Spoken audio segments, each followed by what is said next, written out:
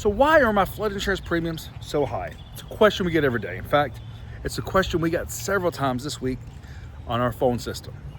So let's talk about 3 factors that could cause your flood insurance premiums to be high. 1, your flood risk score.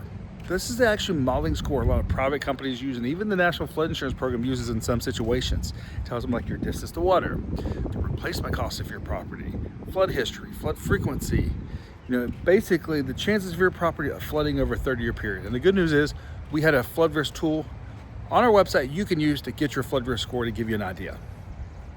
Something else that could cause your premiums to be high is claims history. If you've got a property that's flooded several times, this could have an impact on it, where your options might be limited.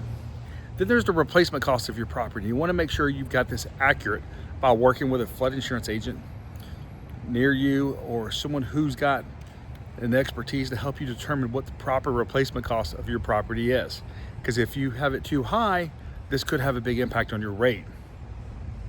So these are just some factors that could impact your premiums. Here's one factor that typically doesn't impact your premium much, and that's your deductible. We see it every day. Everyone goes, well, I'm gonna do it with a $10,000 deductible. But nobody ever explained to them that having a $1,000 deductible only changed the rate by $20, $30 a year. So you wanna be cautious when doing this. I'm Chris with the Flood Insurance Guru, and I hope this helps help you understand why your flood insurance premiums might be high. And if you're ready to bring those flood insurance premiums down, please reach out to us.